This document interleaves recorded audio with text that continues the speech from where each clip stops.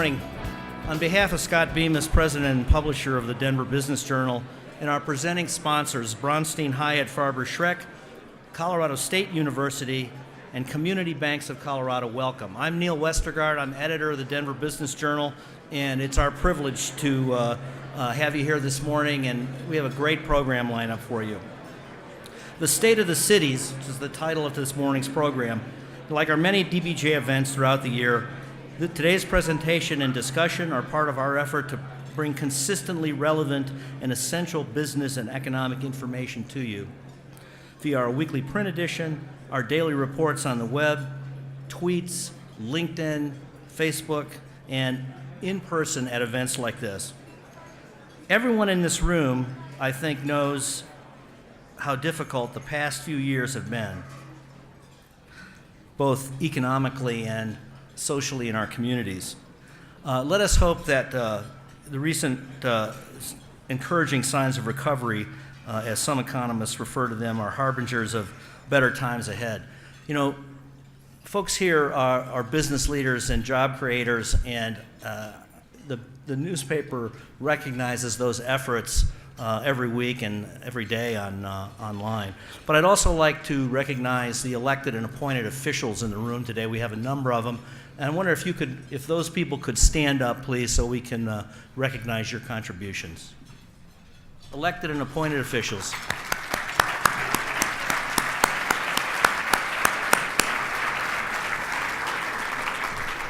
Thank you for your service.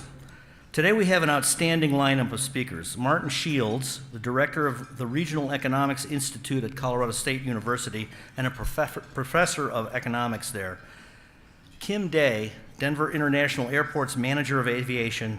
Denver Mayor Michael B. Hancock. And finally, the City of Aurora's Mayor Stephen D. Hogan. So here's how we're going to proceed this morning.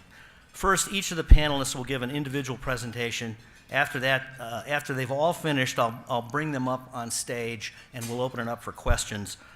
Today's first panelist is Dr. Martin Shields, Director of Regional Economics of the Regional Economics Institute at CSU, and he's a professor of economics there. Dr. Shields first joined Colorado State University as regional economist in 2006 and has produced a series of economic studies on everything from healthcare and clean energy to the economic impact of CSU on the state of Colorado.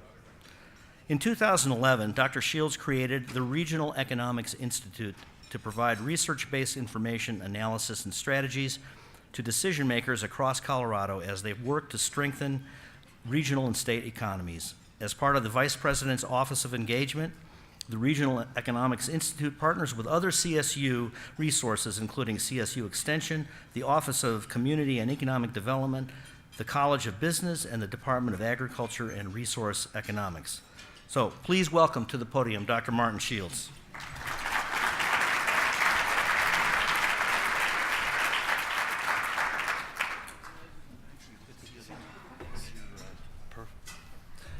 All right, fire up, huh?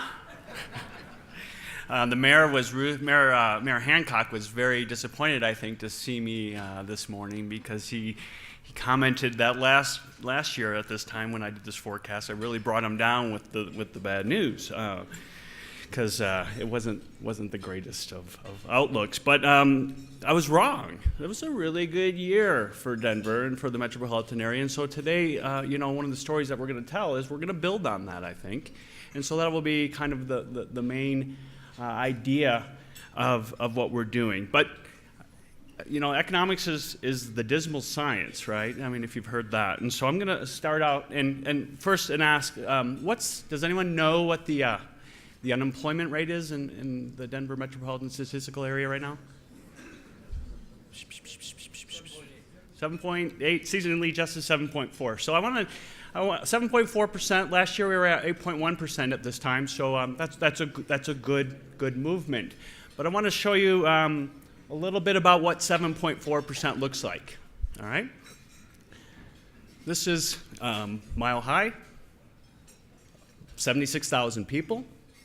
The Pepsi Center, another 18,000 people. Dick's Sporting Goods Parts, another 18,000 people. All right? There's 105,000 people currently in the Denver MSA that are out of work. Think about those stadiums filled up. This is the unemployment line, all right? This is our challenge as economic development professionals, as policymakers, as job creators, is to get these people back to work. So that's my downer slide. Everything else, less downer. All right. It's all a relative degree of down, right? All right. So today's talk, what's happened over the past 12 months, I'll give a pretty quick overview of what's happened regionally for the last 12 months, then a little bit about where I think we're heading in 2013, talk about a little bit of the most pressing economic challenges in the region, and then 2 lessons that I want you guys to take, as a region and as a community to think about as we move forward. All right, so that's where we're going to go. I got 18 minutes left, so strap in. Let's go. All right, what's happened over the past 12 months? I was here a year ago, and it was my first forecast down for this group, and so I have to establish some credibility, I think. So Sherman set the Wayback Machine to 2012, and if you remember this slide, right? Remember that guy way back when? It's hard to believe how quickly people drop out of popular culture, right? So let's see. Here's the 3 things that I walked away last year telling you. New jobs. I expected the region to add between 15,000 and 18,000 jobs. I was pretty darn wrong on that, thankfully. And that's why the mayor is thinking, yeah, this is a better year. Right? So last year, about 35,000 jobs, 2.9%. Pretty phenomenal growth. More job growth than any time over the last 12 years for the region. Okay, so pretty darn good year in terms of employment growth. The unemployment rate, I said it might drop to 7.1 from 8.1, 7.4%. So not too bad on that one. So a little bit better than on the job growth picture. And then the wage growth, which was one of the challenges I talk about. I didn't come up with a real firm number, so I feel pretty confident that I was right. All right? So those are the 3 major takeaways that I had. So let's think about what the recovery looks like. And I just want to spend a few minutes talking about what this has meant, because this is a recovery. This is a phenomenal recovery, actually, especially relative to the rest of the United States. Over the last 12 months, the Denver MSA adding a 2.9% job increase, and then you can see relative to all the other time periods about how that is. So this is, as I said, the best job creation in at least a decade in the region. So that's phenomenal news. Looking at it another way, what you can see the kind of the ground that's needed to be made up. This is the year-over-year employment change by month. So how many more jobs do we have this month than we did 12 months earlier? And you can see in the Great Recession, which is that downturn, in 20 months the MSA lost 55,000 jobs. All right, and over the last 30 months since then, it's added about 50,000. So we're almost back to what we lost over there. There's different measures that say we're right around where we were before the start of the Great Recession. So it took 30 months to get back to where we were 20 months prior to that. All right. So that's 50 months time. A lot happens over 50 months. My kids are 8, 10, and 12, and I can tell you a hell of a lot happens over 50 months. Some of it actually good. But thinking about what I mean things happen over time is that this place is not static, right? This place is dynamic. It grows. People move here. People age into the labor force. People love Denver. They want to be here. They want to stay here. The place is growing. So what that means is, in addition to getting back those 55,000 jobs we lost, we need to get back some more because people are coming in and we need to put them in jobs. And so if we think about where we should be, to where we are, we're still about, even though we're back to where we were, we're still about 50,000 jobs short of where we should be. So the challenge to all of our policymakers, our leaders, is to keep up the good work, really, because they're doing great. The mayors are doing fabulous jobs. The economic development groups around here are doing fabulous jobs, getting people, and of course the private sector doing a great job. But we continue to need to keep pressing forward. We can't be satisfied with where we are today. So I'll spend a few minutes talking about where the recovery has been.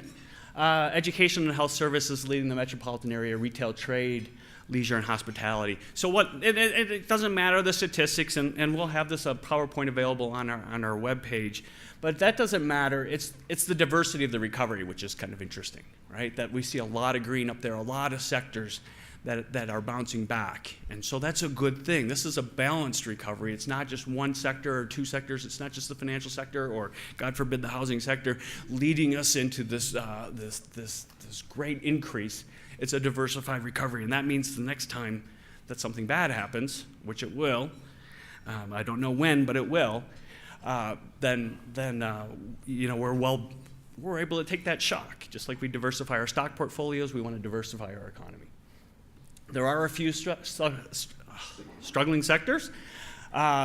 We see in the last one, the one that this is the job losses relative to 2007 levels, and so we see that our mining, logging, and construction, which is primarily construction, 17,000 fewer jobs than 5 years ago in the construction sector. Right? It's increasing now, but we're still 17,000 jobs below where we were 5 years ago. All right, so the 2013 outlook, where are we heading? This is kind of the punchline. All right, we're not going to get hit by an asteroid. All right? Promise. I stake CSU's reputation on that, right? But there are other reasons for optimism beyond that, and I'll talk a few minutes about that. The recovery will solidify. It's not necessarily going to pick up for Denver because it did so well last year. So expecting it to pick up is a pretty strong expectation, but to solidify is a really good thing. And somewhere there's a new bubble inflating. I don't know where. Sorry. So let's think about some reasons for optimism. Let's think first about what this is. This is a community. This is a region. These are people and businesses and governments and policymakers coming together. And there's some great things that you all are doing. There's a newspaper outlet, I don't remember which one, that named Tom Clark the Business Person of the Year, right? Fabulous collaborative effort. Governor Hickenlooper's with his next stage economic blueprint. Next week, participating in an event with OEDIT, CDLE, all the state agencies interested in workforce development, building regional partnerships across the state around economic and workforce development, getting those two organizations together to build regional capacity to strengthen economies throughout Colorado, and all driven by the governor's economic blueprint. And then this is, in general, the collaborative spirit of the region. I mean, we got a mayor's forum. Yeah, that's awesome. I mean, all the mayors coming together. We've got working together as a region in the bigger world that we live in with just two incredible scores over the last year, two of many incredible scores over the last year, Aero Electronics and the U.S. Patent and Trademark Office with innovation being the key to the 21st century economy. So when I say about why the recovery will solidify, this blue here is how the Denver MSA is done in what we call gross regional product, which is the equivalent of gross domestic product, and in the red is the U.S.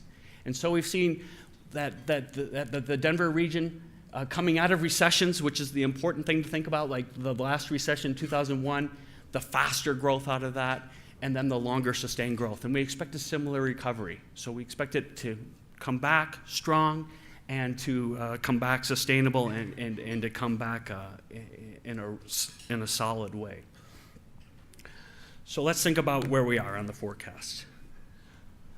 The region could, and this is, I mean, I plagiarized myself. I don't know if that's a crime or not. But we could add 31 to 37,000 jobs, which is about 2.5% to 3%. So about the same type of growth rate as last year.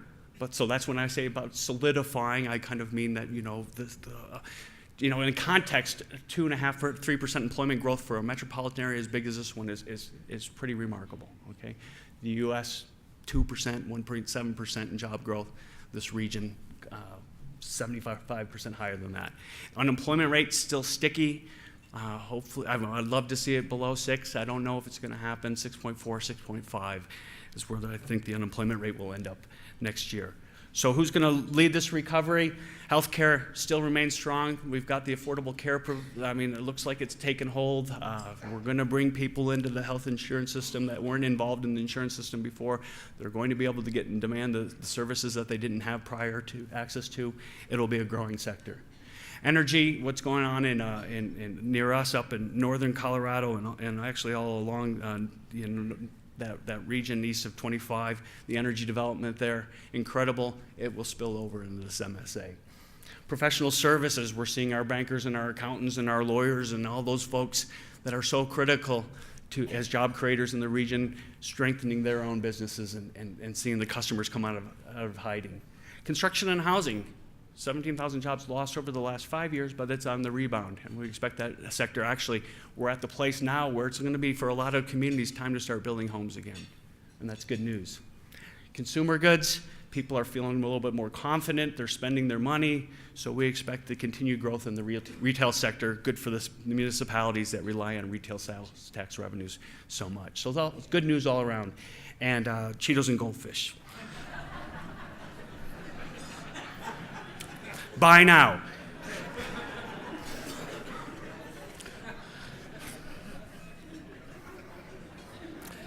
I taught in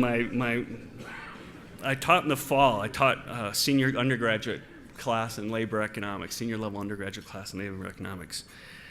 Those kids were so fired up to vote. Literally.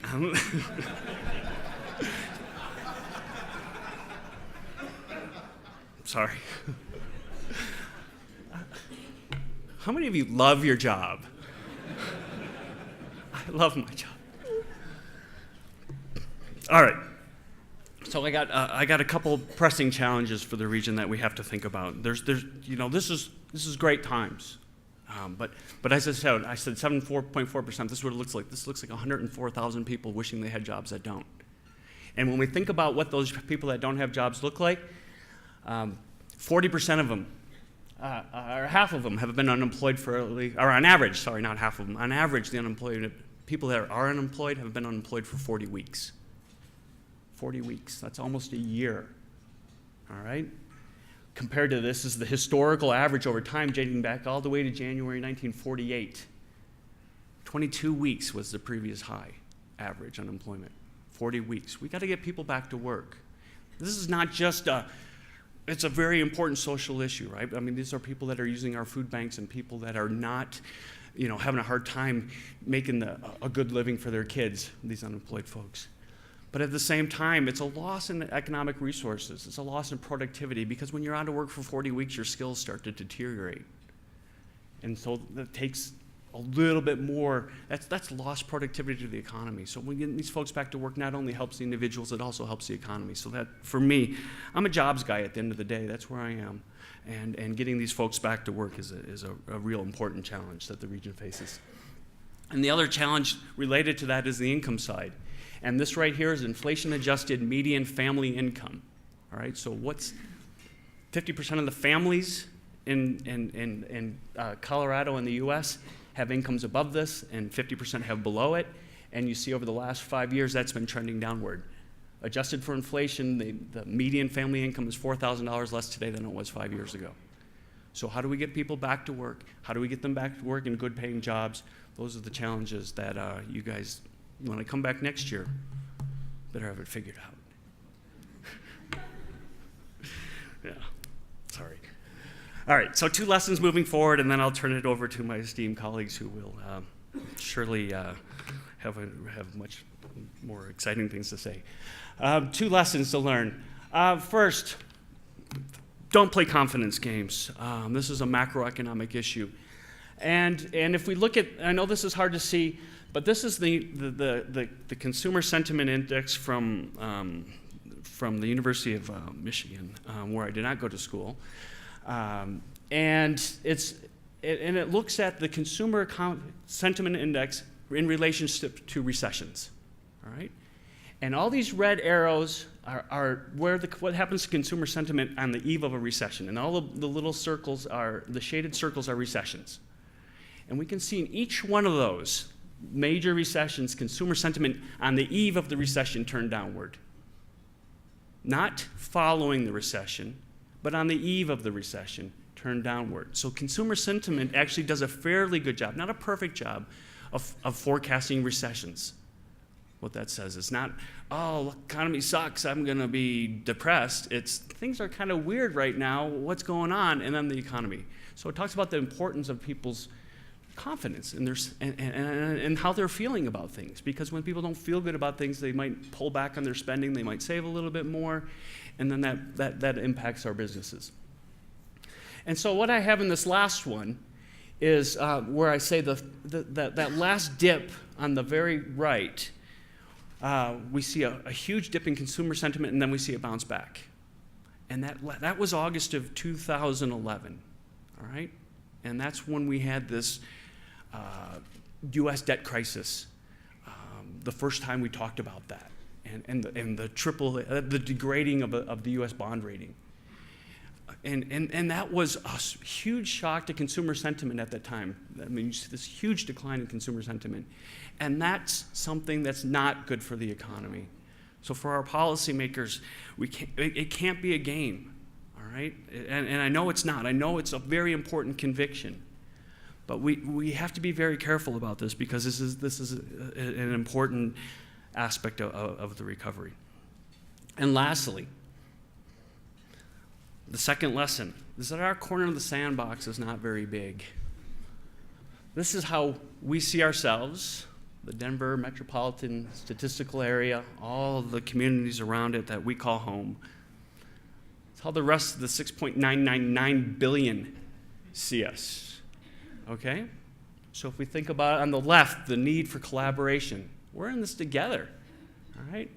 They need to collaborate, to work across borders, and it's a fabulous thing that this region does when it's known nationally for the collaborative spirit of the region, and we have to maintain that, because there's 6.999 billion other people who would love to have what we have here, all right? We have 2.9% job growth. That's pretty fascinating. There's 300 million people in the United States who wish they had that type of thing in their community, all right? And this is a competitive world, and so when we think about this place, think about where we are, that we just have this really, really small corner of the sandbox. And so let's share it, let's play well in it, and I promise to keep my kids' 3 kittens out of it. All right, so I'm done. I'm ready to go. So I'll turn this over to Neil for whoever's next. Thanks for your time.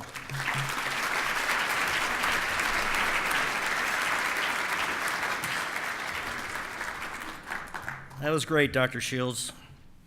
I did note that the nervous laughter in the room about Cheetos and fish crackers. I don't know what that was about, but anyway, I do hope that all the optimistic numbers that you mentioned, come true, and the negative ones don't or get better. So be sure to write down your questions. We're going to have Dr. Shields up with our other panelists at the end of the program, so you can ask questions. Okay, our next panelist has more than 30 years' experience overseeing busy airports. Before she came to DIA in 2008, Kim Day was the executive director of Los Angeles World Airports, a system comprising Ontario International Airport, Van Nuys Airport, Palmdale Regional Airport, and the world's 5th busiest airport, Los Angeles International. Kim reports directly to the mayor of Denver, Michael Hancock. As manager of aviation, Kim is responsible for overseeing the day-to-day operations of one of the top 10 busiest airports in the United States.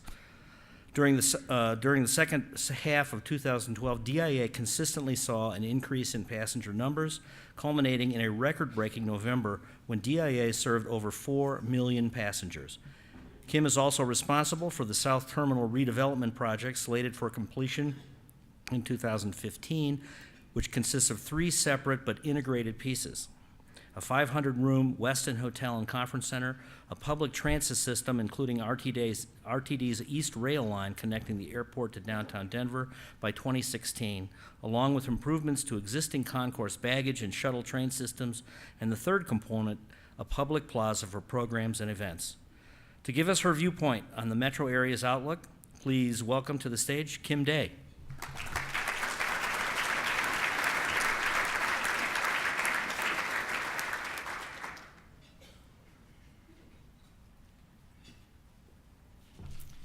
Well, good morning. First, I'd like to thank Neil and Scott and the Denver Business Journal for giving me this opportunity. I also want to thank all of you who are here this morning for coming to learn about Colorado's largest asset, A vital element in our national air service system, Denver International Airport, which I'm proud to say had a record 2012 with over 53 million passengers. And believe it or not, next month we will be 18 years old. Yeah.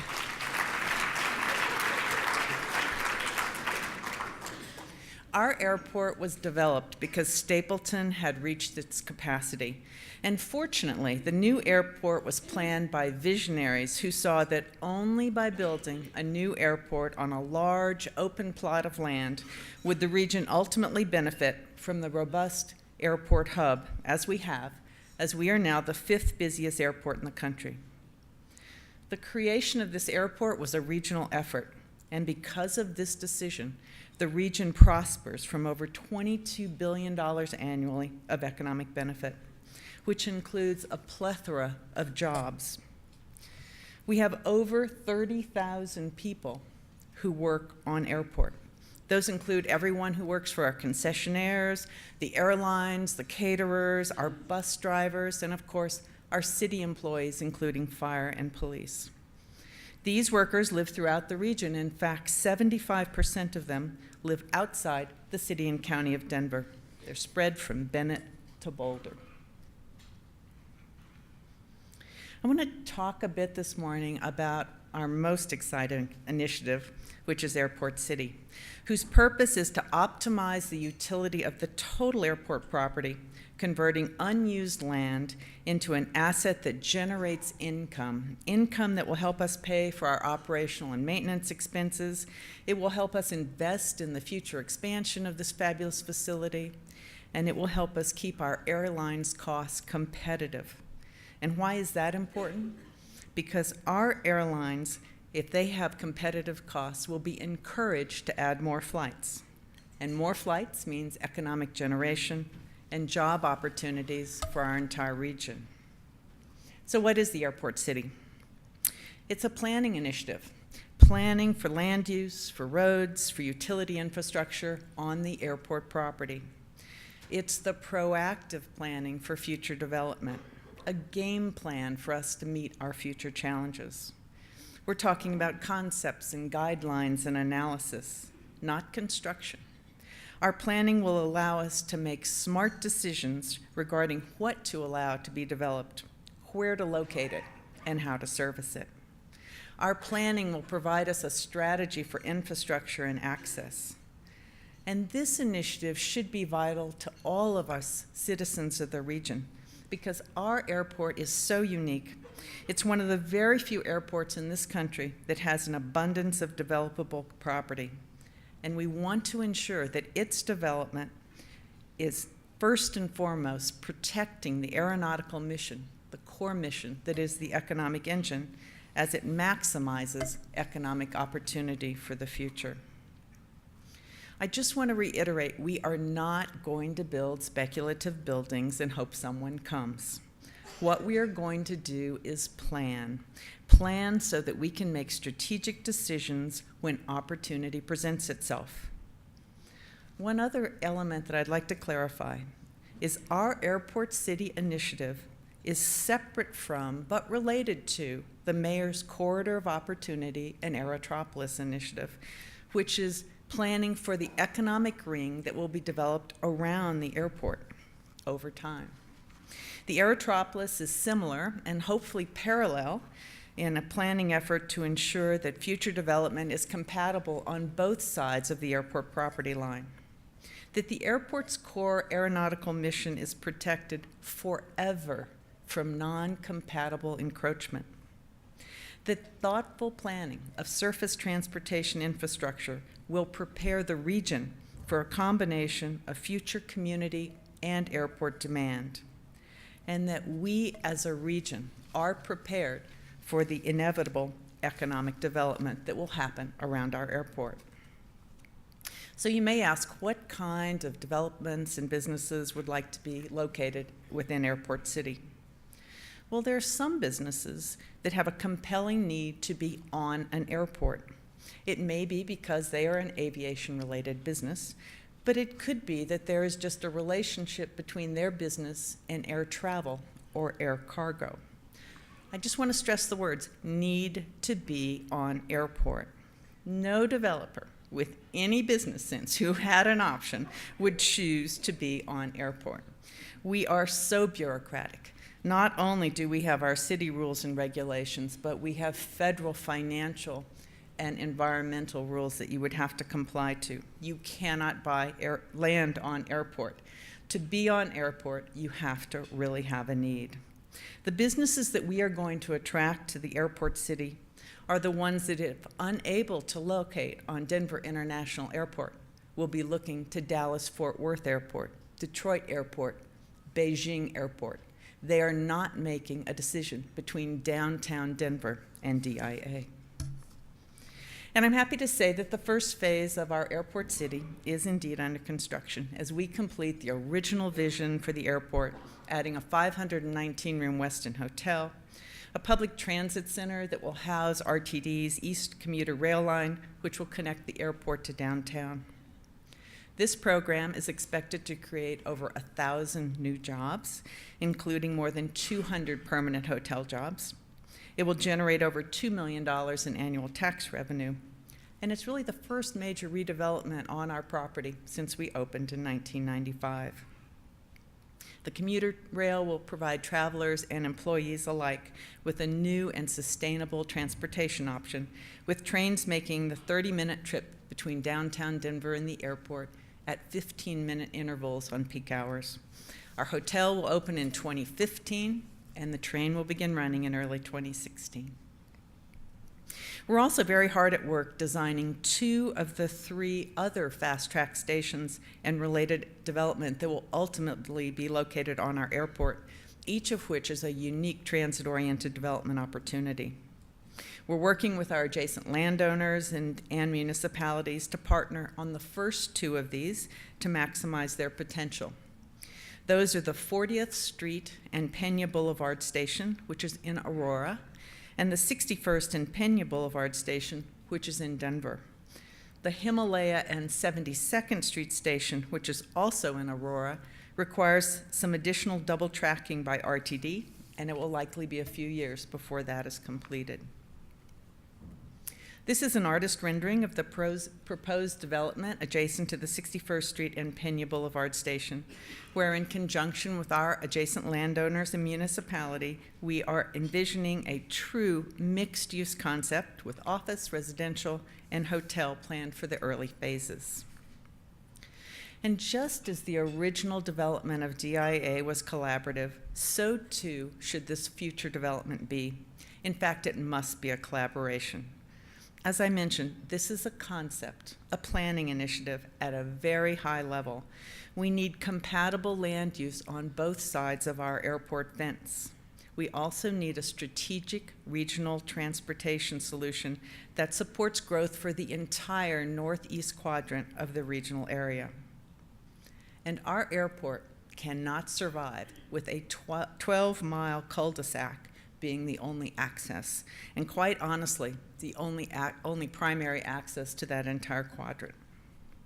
So what is next? Well, we are in the process of selecting a firm to help us determine the best land use and supporting transportation infrastructure to maximize the economic potential of our airport, while being compatible with land use of the surrounding communities, expanding on the concept we developed earlier last year.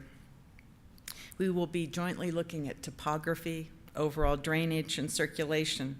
We'll determine the location for future on-airport roads and develop guidelines to ensure quality of the future development. And the selected team will also work with us to further the engagement of our regional partners, and including the adjacent jurisdictions and landowners, but also the regulatory and planning and transportation agencies such as FAA, DRCOG, CDOT, RTD, and E470. Everything we are pursuing is in line with the original vision for this airport to be a global transportation hub. The Airport City Initiative is about jobs and economic development, as we expect it to create over 30,000 additional permanent jobs and over 25,000 construction jobs in the next 20 years. In addition, it should create over $300 million in incremental tax revenue. And by means of these jobs, we'll be creating new passengers, which in turn will grow our aeronautical mission, which will generate an even greater economic engine, which will create more jobs and more passengers. So it is a wonderful, cyclical, self-perpetuating initiative that will benefit this region, this state, and the whole Rocky Mountain region for the future. And only together we can make this happen. Thank you.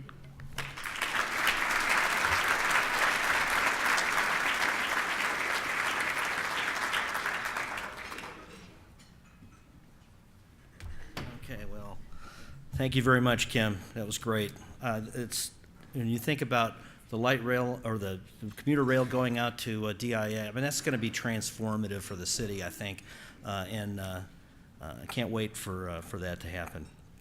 Well, next I'd like to recognize another presenting sponsor of today's event, Brownstein, Hyatt, Farber, and Schreck, a law firm in Denver with 13 offices throughout the country.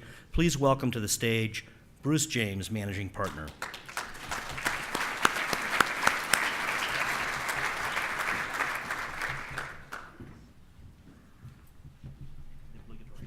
Absolutely. Thank you. Kathleen? That's too far away. We'll save the photo for later. Good morning, everyone, and thank you, Neil. On behalf of my partners at Brownstein, Hyatt, Farber, and Schreck, many of whom who are here this morning, we are delighted to be a co-sponsor of this morning's event.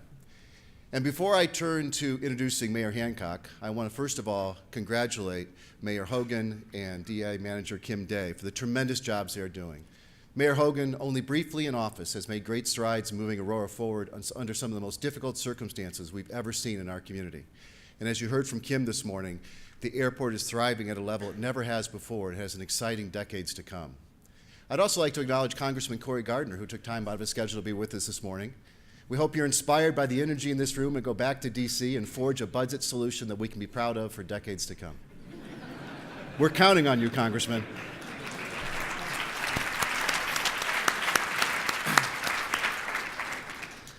Now, when you're the mayor of a big city, periodically the media likes to give you a report card.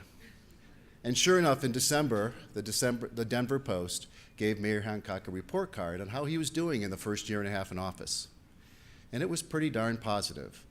They applauded his quiet leadership in steering Denver through many of the challenges that it faced in the first year and a half. And it cited three key examples. First of all, only weeks into office, the mayor and his administration steered us through the Occupy Denver crisis and had the courage to pass the anti-camping law, which has already made a big impact in Denver. Next, it cited his role in partnering with DIA and helping to land 3 nonstop international flights and the ultimate economic benefits that will flow from those flights. Lastly, it certainly applauded his courage for adopting and promoting Denver's 2A to help solve what the Post called Denver's fiscal crisis. Now, having had the privilege of knowing Michael for over 20 years, back to when we were Leadership Denver classmates in 1992, quiet would not be the word I would use to describe the mayor. And having seen him grow throughout his career, including his 8 years in city council and 2 years as the head of the council, I would describe it as a calm, inspiring confidence. Having had the opportunity to work with him on his campaign, he had that calm confidence even during moments when things weren't going well.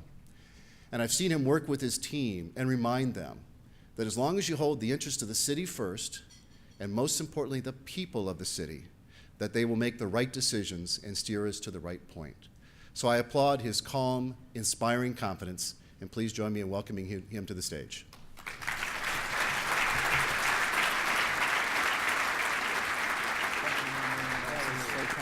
Thank you so much. Well, good morning, everyone. Thank you to my friend Bruce James for that generous introduction. I wanted you to go on a little longer, but no, I appreciate it very much. And let me also just say to Dr. Shields, thank you. I'm so glad you were much more optimistic today. Last year you had me texting my pastor while you were speaking. I left here, I was so depressed, and I had to follow you if I remember that. And this year, our presentations will jive much better this year.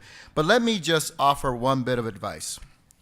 Don't promise something, because you set up and you say, I promise that we won't get hit by an asteroid. I promised the Broncos would beat the Ravens. And as a result, I think Tancredo said, at least I don't have to do that stupid dance that Mayor Hancock has to do in a few days. But thank you very much. That was very uplifting. And could I not have there is not a better partner I could select to work with me on some of these very optimistic and future-driving programs than Kim Day. We have the best aviation director in the country, bar none, without question.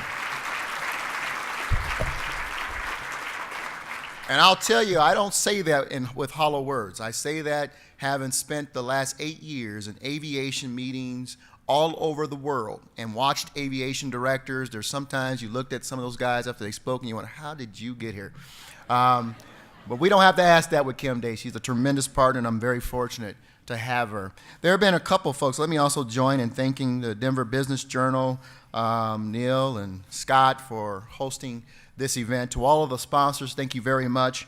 To the Aurora City Council, who's here. I think we have a couple Denver City Council members here. I want to thank Mayor from Longmont. Mayor Coombs is here. Mayor from Commerce City. Mayor Ford is here as well. Congressman Gardner, thank you for being here as well. We have the President's representative for HUD for the area, Rick Garcia, a good friend, former council member, is here as well. And then State Representative Rhonda Fields, I saw earlier.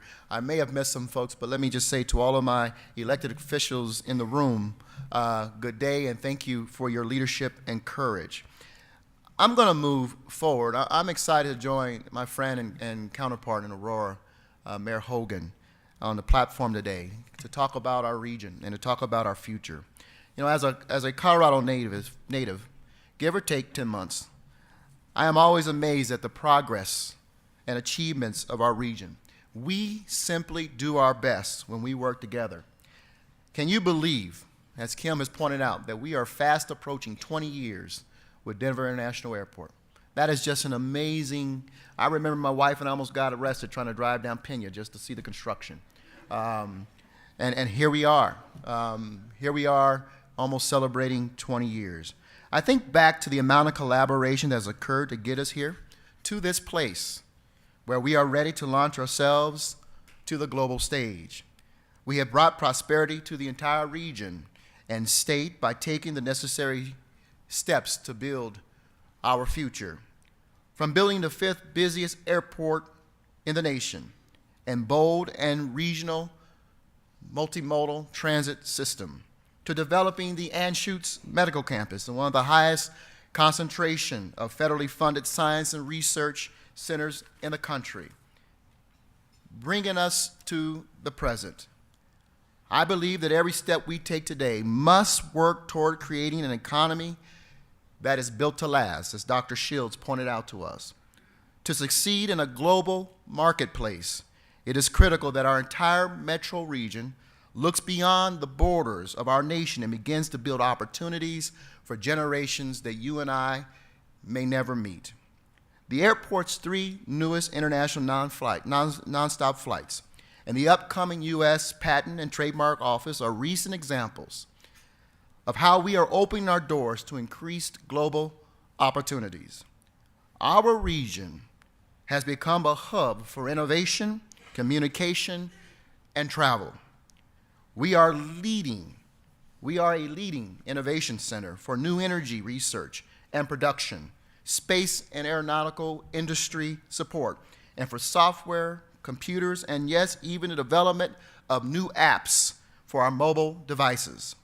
We have a long history as a center for communications, information, and technology.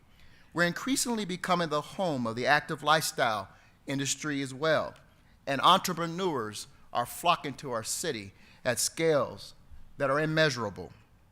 Today, in order to continue the success, we must focus on growing and attracting globally connected, high-value industries, because great cities are created through their connectivity. U.S. metro areas, and particularly non-coastal regions like ours, are generally less internationally connected than their European and Pacific Asian counterparts. You know, the Brookings Institute reported that 16 EU cities and 11 Pacific Asian cities ranked among the top 50 most globally connected cities, where only 7 United States cities made the cut. Increasingly, our connectivity will create new market opportunities, increase trade, tourism, and ultimately boost quality economic growth here at home. Asia is one market that presents real opportunities for growth and partnership. Specifically, Japan is one of the top nations that has a huge impact on our region. It's contributing currently to our local economy, creating jobs and investment, and shaping the fabric of our culture. Our ascent to Asia becomes a reality on March 31st. 787 will get fixed, and on March 31st, we will ascent to Asia. Daily nonstop flights from DIA to Tokyo is a huge victory for our region. It culminates the region's 10-year effort to secure this flight. Estimated annual impact to our state, staggering $132 million in revenue, 1,482 new jobs, and over $40.5 million in new wages. This flight provides greater connectivity to growing markets in Asia: Shanghai, Hong Kong, Bangkok, Singapore, and Seoul. The door has been opened. With new international flights to Asia, Europe, and Central America, and the recent announcements of Hitachi bringing a new data center and engineering center to the metro area, we're simply taking control of our economic future and opening our region to new global opportunities. You know, when U.S. Ambassador to Japan, John Roos, was in town just a couple of weeks ago, this was the exact point that he stressed. We need to do a better job in connecting ourselves to the rest of the world through increased trade, tourism, and foreign direct investment for the sake of our economy, our children, and our education systems. I could make a better argument on why we are focused on strengthening and leveraging the only port we have, Denver International Airport, to create sustainable global economy, one that will weather the toughest of times, as Dr. Shields pointed out, and compete on an international level. We must not only look beyond our borders, but beyond our generation. We must work for our children's future and their children's future. That means moving now to create sustainable job opportunities and drive smart growth throughout the region. The best way to do that is through intentional economic development. Now, I want you all to grab this document here, which we are releasing today. This is our new Smart Jobs Development document. And I hope you take that and read it, because it has a bold statement on the future and the possibilities within our region. Great cities require great city planning that complements the work of our neighbors and strengthens the entire region. Denver is focused on 3 signature regions that are expected to transform the city while generating billions of dollars and creating tens of thousands of jobs over the next 3 years. Take a look at this. Denver's greatest natural resource, South Platte River, stretching some 12 miles through Denver.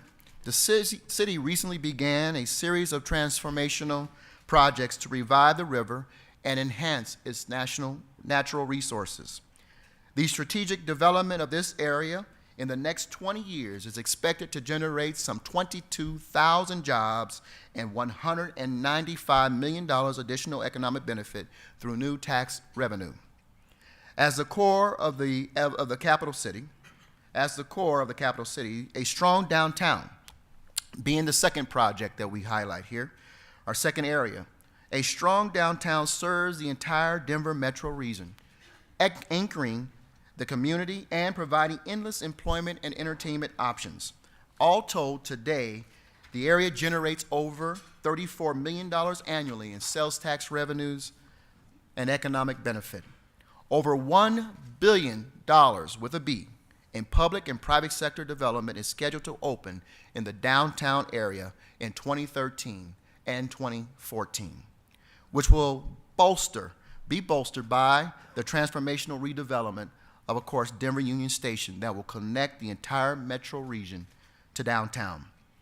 And lastly, the area between Denver's northeast neighborhoods and DIA represents the greatest concentration of undeveloped land in the city, consequently the greatest economic opportunity. You've heard me call it the corridor of opportunity, the gateway to what someday, decades from now, will be the Aerotropolis. No, only one other place in the world, Saudi Arabia, has the opportunity in the landmass that Denver has to develop new economic opportunities like we do. If we do this right, and I mean by right I mean do it smart, the entire region will share in more than 40,000 projected new jobs and $2.6 billion in economic impact. What we build today will create a better tomorrow. Altogether, these strategic projects represent some $5.4 billion in economic opportunity with over 105,000 estimated jobs for the region. Dr. Shields, I found your 105,000 jobs. That includes 2,500 average annual construction jobs and an expected 102,500 permanent jobs for the region. Like every great city, Denver's fabric is woven together through our neighborhoods. Each of our 70-plus neighborhoods adds to Denver's diversity and defines the real character of our city. So while Denver remains focused on these 3 geographic areas highlighted in Smart Jobs brochure, we are also supporting dozens of major development projects throughout the city. And we are keeping our attention on growing our small and smart, our startup businesses. By working together to envision and deliver on the future of Denver's neighborhoods, the city is determined to create and preserve strong communities, healthy places to raise a family, safe streets, buildings that will be treasured for generations beyond us. Areas such as Lodo, Lowry, South Broadway have grown from these type of collaborative efforts and have emerged as energetic hubs for residential life and commercial vitality. Our greatest urban and regional development opportunities are aligned with transit stations and corridors. These corridors connect our vast metro area and also help enhance special parts of Denver. I see projects like 9th and Colorado development, as well as areas like Five Points and Brighton Boulevard, as emerging as our next proud neighborhood success stories. These areas have the potential to be the model for sustainable living, where beautiful, vital, walkable neighborhoods meet housing, shopping, and jobs, and offer all of our citizens access to regional employment, services, healthcare, arts and culture, and recreation. This type of transit-oriented development means smart growth for the entire area and for Denver, touching every corner of the West Line connecting Golden and Lakewood to Denver, to enhance transit corridors such as Alameda, Monaco, and Evans. Plans to further lift and connect our neighborhoods through reinvestment are all part of the Office of Economic Development's Jumpstart 2012 plans. The progress we have made will be carried on through our Jumpstart 2013 set to be released within the next couple of weeks. We've had such a success this year with our own strategic investments through the Business Incentive Fund. These investments have helped to attract and retain 8 firms in 2012, creating 1,638 new jobs and $6 million in direct benefit over a 5-year period. This is a 5-to-1 return on our investment. Who wouldn't make that bet? Today, I am proud to say that the fund will get a bump of additional $500,000 this year to keep the momentum going and maintain a sincere investment in the future and the investment in our communities. With leading industries diverse businesses, and a growing multimodal transportation system, our region is the heartbeat of the Rocky Mountain West. We have a special energy driving growth and prosperity. Today, with a thriving real estate market, unparalleled urban development opportunities, we are poised for transformational smart growth. We are ready to compete on the global stage. This is why I was optimistic last year. This is why we're beginning to see the turn of some serious trends. And just as we have succeeded and competed throughout history, we will only continue to prosper if we maintain and grow our strong tradition of regional collaboration, cooperation, and mutual prosperity. We're ready to go. Metro Denver, let's take our rightful place on that global stage. Thank you all very much for this opportunity to be here.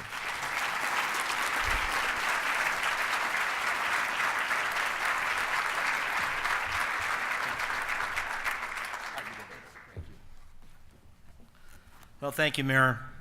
You know, as somebody who's watched urban development in Denver for longer than I care to think about, I think one of our great strengths is having people both in the business community and as and elected leaders who have vision. I mean, think back before DIA, what was out there? You know, you had the Rocky Mountain Arsenal.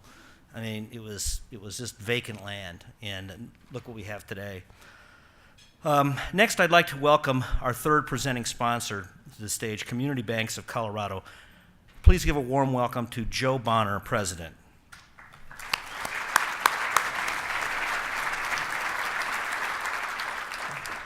going to get this right this time. Photographer's in place. Joe. Doesn't he look like Peyton Manning? Thank you very much. You set that here.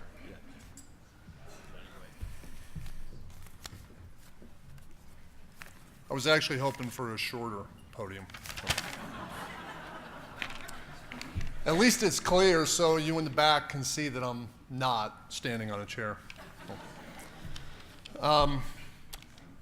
With all due respect to Dr. Shields, I can give you a much quicker economic forecast. You know the economy is improving when bankers come out of hiding. Well, here I am, so you know we're on our way. With all seriousness, we're excited about the economic health of this area. We believe that the basic economic fundamentals in Denver Metro and much of the Front Range is as good as it is anywhere. One correction I'll make to Dr. Shields is that bankers actually aren't job creators. What we are is we're supposed to support the people who are. And one thing I want to make sure is that the economy is improving. Banks have a responsibility to support and foster that growth, but we need to do that carefully. We need to do that prudently. There will be banks out there who will use an improving economy as an excuse to throw caution to the wind and get back into our old habits and contribute to an overheated economy, and we all know where that goes. And that's not good for anybody. Well, there is one positive point. At the end of it, bankers go back into hiding. So I'd like to thank Mayor Hancock for hosting this event. I'd like to thank Steve at the Neil at the Business Journal for giving us a forum to come out of hiding. And I'm very privileged to be able to introduce our next speaker. During his first year in office, Railroad Mayor Stephen Hogan has faced enormous challenges, the most obvious being the Aurora Theater shootings in July that catapulted the mayor into the national spotlight and that impacted the entire community in ways previously unimaginable. Quite simply, that was a tragedy for which there is no way to prepare and from which there is no way to emerge without the absolute best leadership possible. And the way that was handled reflected positively in the national media on everybody in the city and everybody in the state. So before I go any further, I'd just like to, on behalf of everybody in the state of Colorado, Mr. Mayor, thank you for your leadership in that absolutely most difficult of times.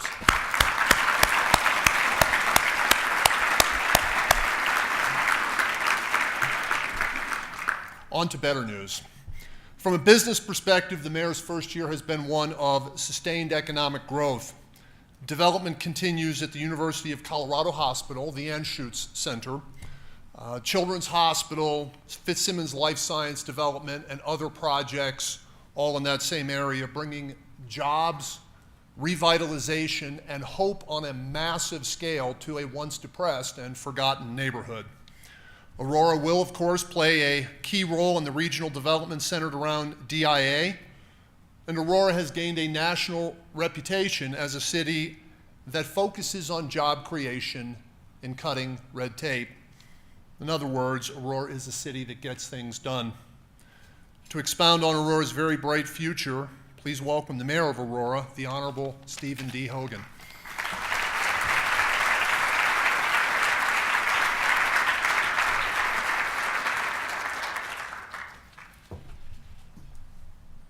Thank you very much. It's great to be here. I want to thank the Business Journal and all of the other sponsors for the opportunity. Thank you for that very gracious introduction. I also want to congratulate Mayor Hancock and Kim Day for the great work that you're doing in Denver and at DIA. It is only a benefit to the entire region. And I do want to point out this morning that I'm here with my wife Becky and with several members of the Aurora City Council and others in Aurora who have a huge interest in how our city succeeds. As was mentioned, we did have a little bit more than 6 months ago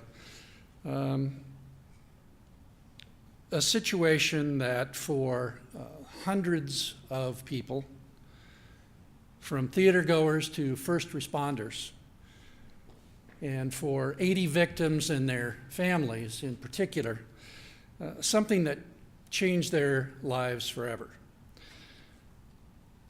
And what happened on July 20th, among other things, is Aurora went from being one of the safest cities of its size in the nation to a city on a regrettable list of locations where violence of unimaginable scale had occurred.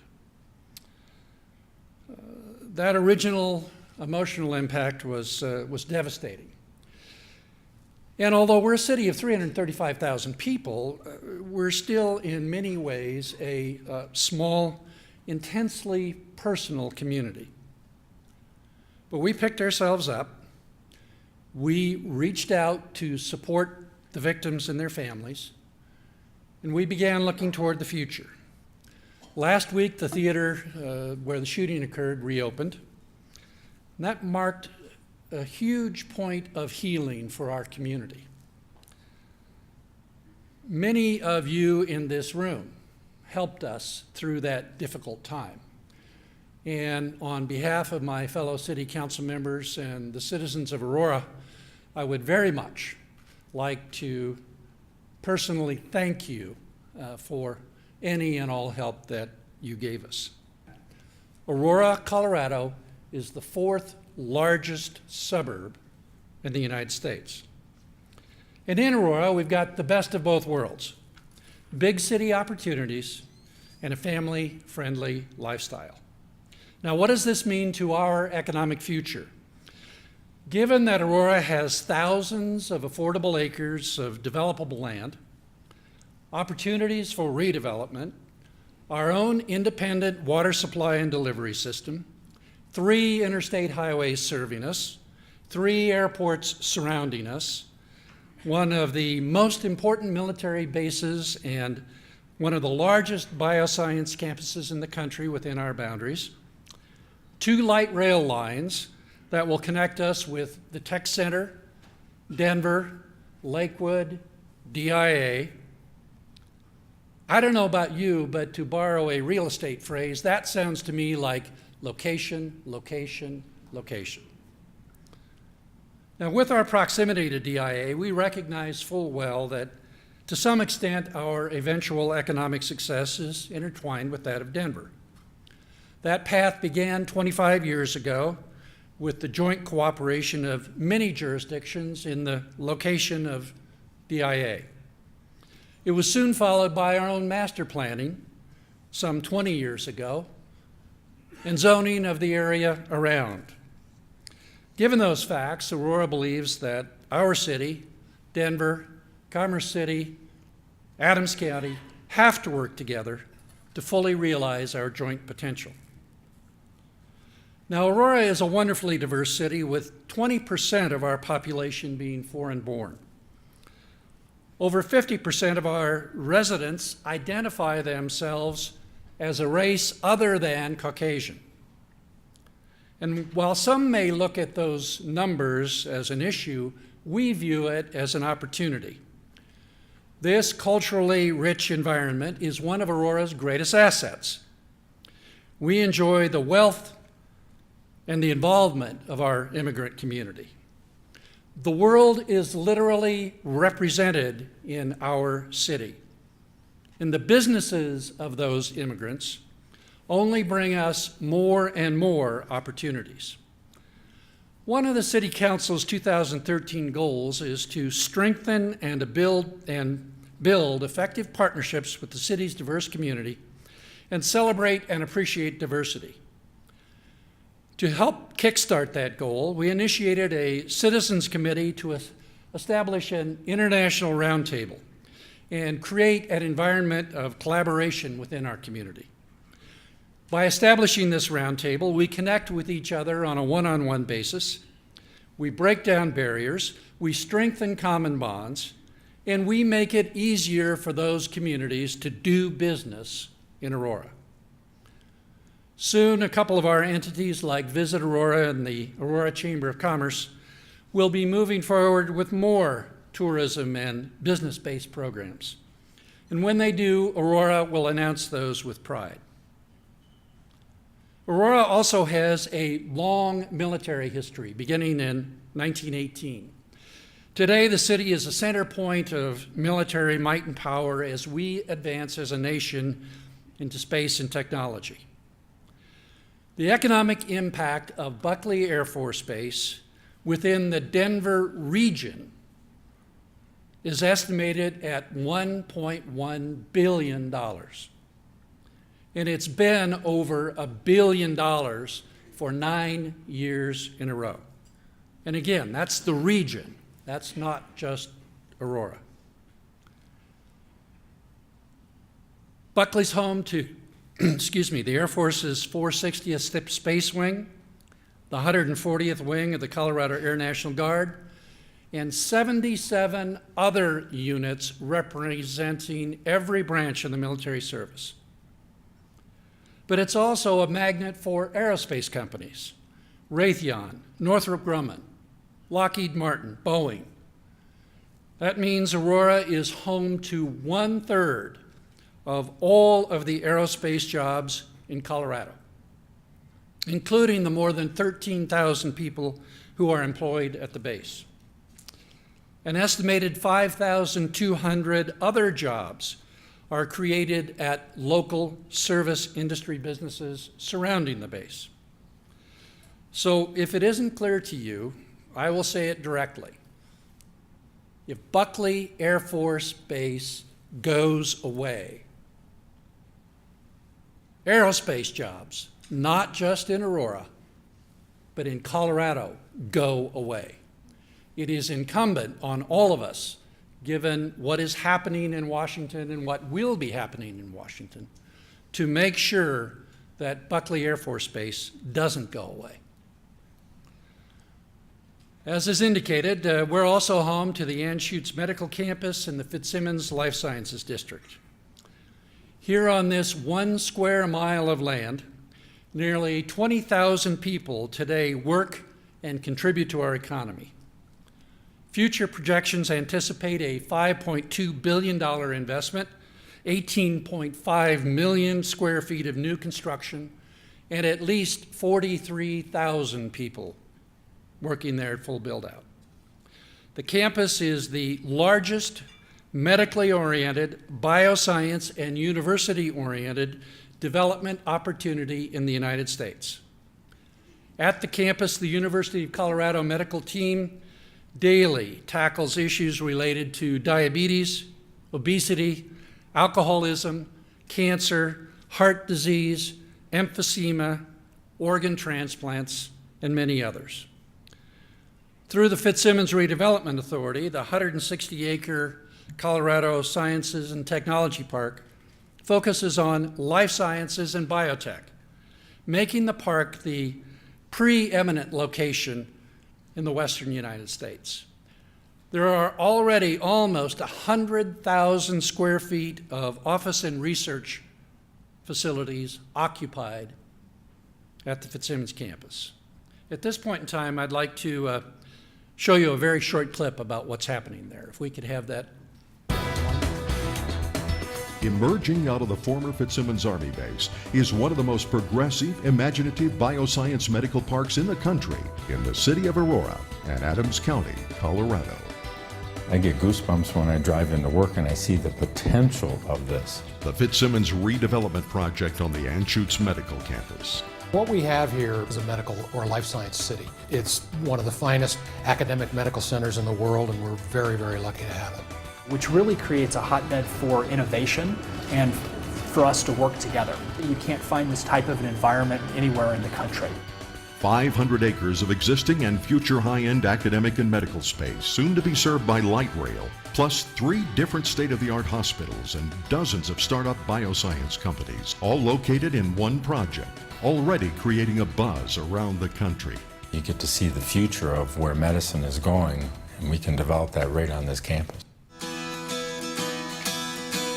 Many of the companies here relocated to this campus because of the unsurpassed potential this medical research and teaching community provides. I really believe it's a hidden jewel. Virtually everybody in the life science industry is looking at what's going on here and saying, that's a model that we want to figure out how to try to emulate. All helping to accelerate Adams County's dynamic growth in the 21st century.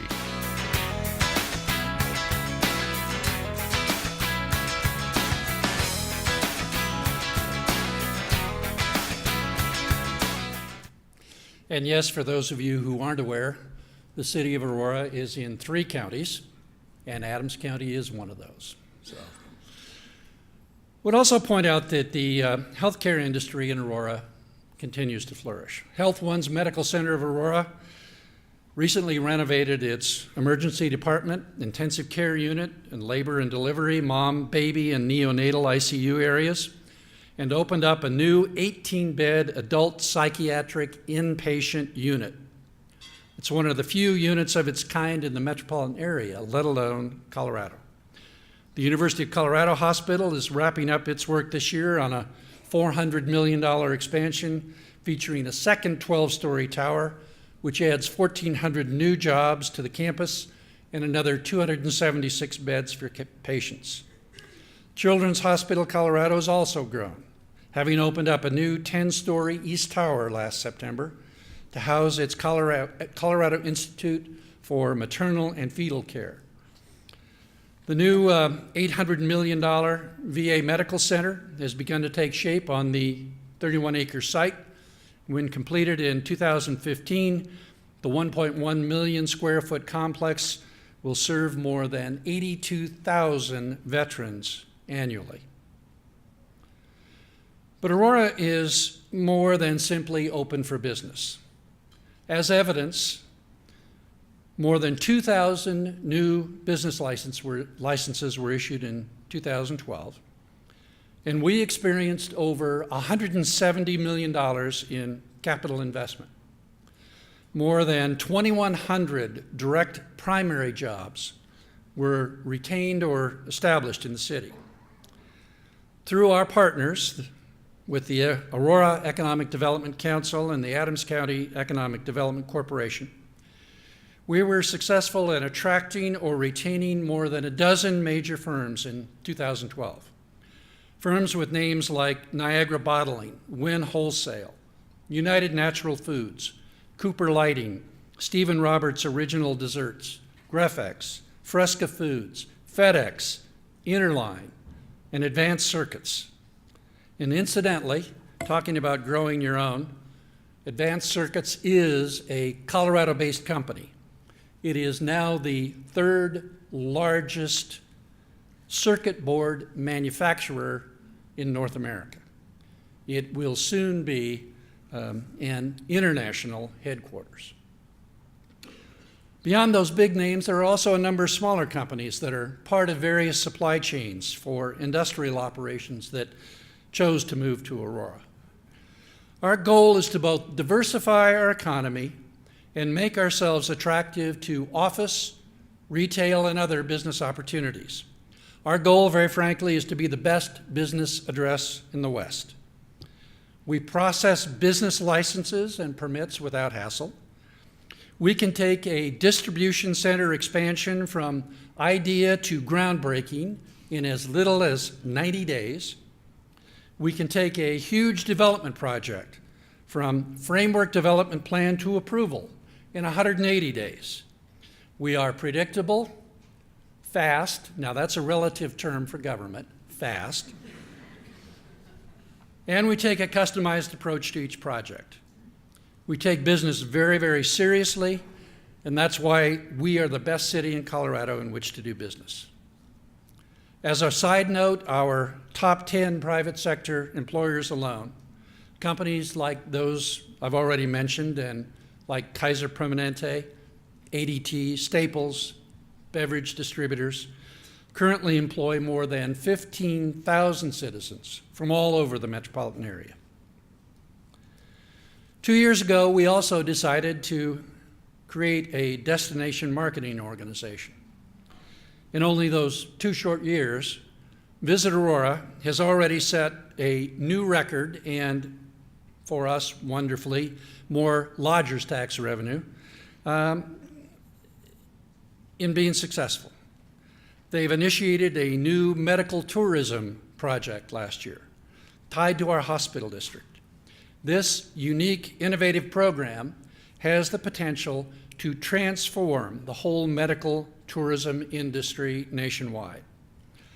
They also brought us something as diverse as the 2012 World Masters Bench Press Championships.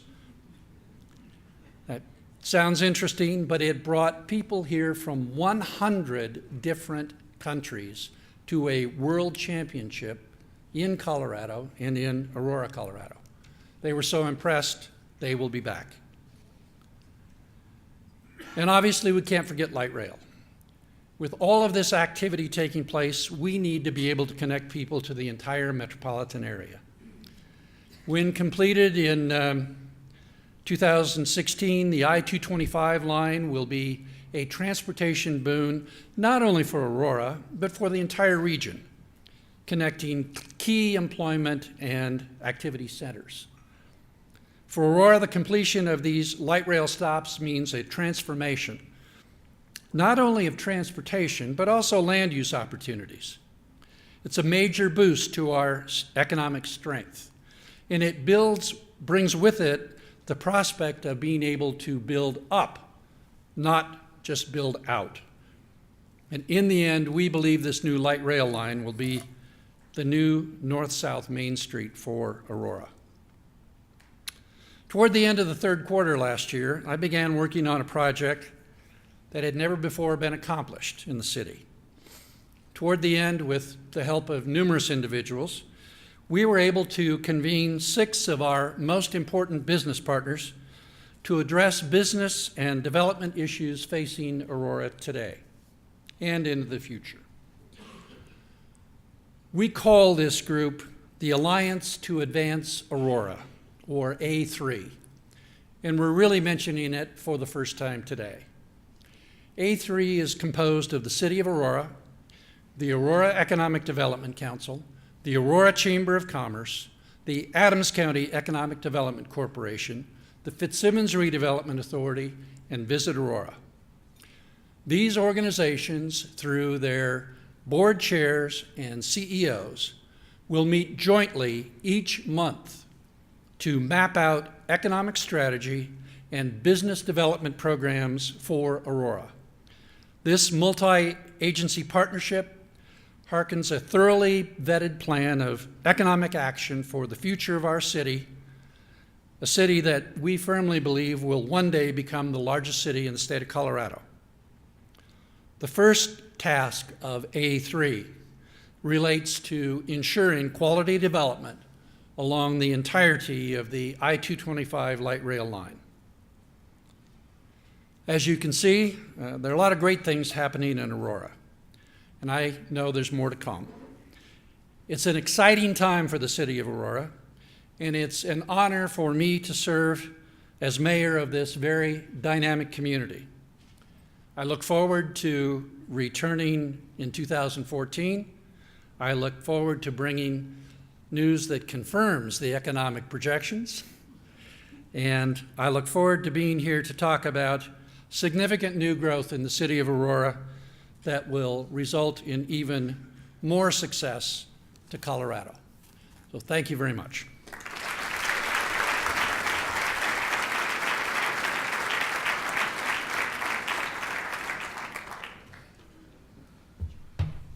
Thank you, Mayor Hogan.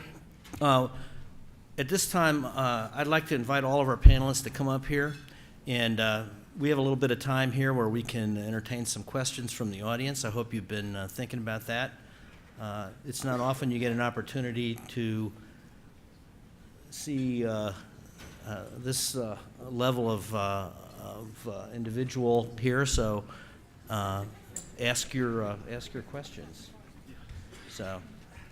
We've got some mics that in the audience here. If you'll raise your hand, and there's a question right down here, Brad. If you could come over there.